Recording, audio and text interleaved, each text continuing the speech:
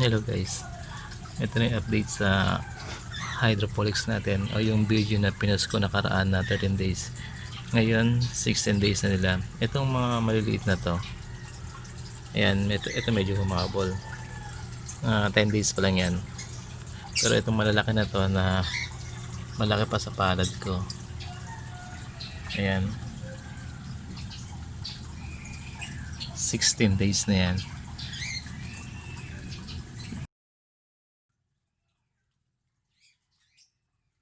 16 days na yung malalaki na yan.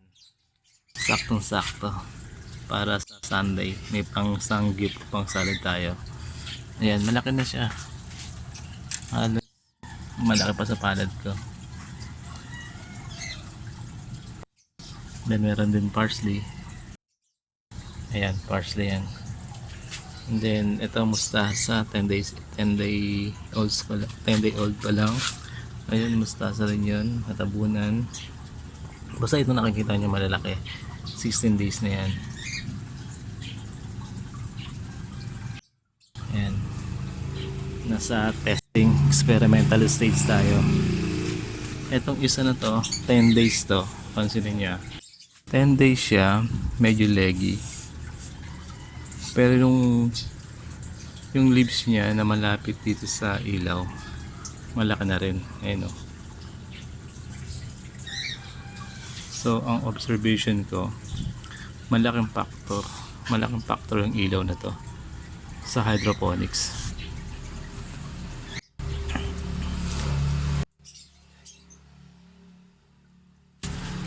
And then meron naman ako dito sa kabilang side niya. Ayan, 10 days din yan. Kita niyo itong isa, malaki na, 10 days old. Ano yan, petchay tsaka mustasa. Itong mahaba, mustasa yan. And then since sumobra kasi ako ng binhi, nag-testing ako dito sa cup ng C2. Maganda rin yung tubo niya kasi nakatapat siya dito sa ilaw. Yan yung ilaw natin, yan yung DIY light, grow light natin.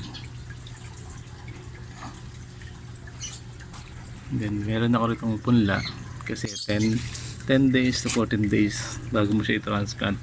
So saktong sakto, pag anin natin ito, transplant naman natin itong bago. And then ito pa isa kong testing na ginawa. Ito naman aquaponics naman to. So yung resulta niya sa aquaponics, maganda rin. Ayan, malaki siya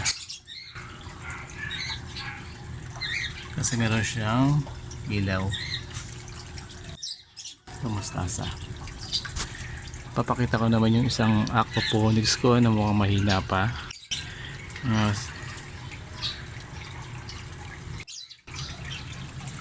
Ayan, hindi siya masyadong lumaki. Siguro hindi pa kaya ng isda, kulang pa yung nutrients na nakukuha niya. Kasabayan niya nito, ito yung kasabayan niya, pero siya, ayan,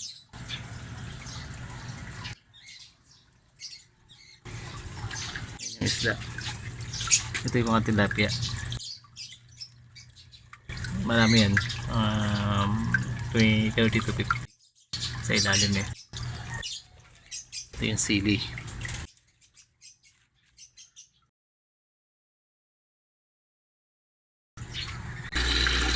Ito yung indoor experiment ko, mga 10 days old pa rin to. Ang ganda yung tubo niya, hindi siya leggy. So ayan, malaki na rin siya, ganyan siya kalaki.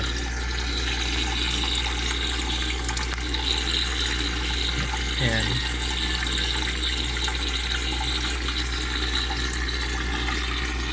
thanks for watching.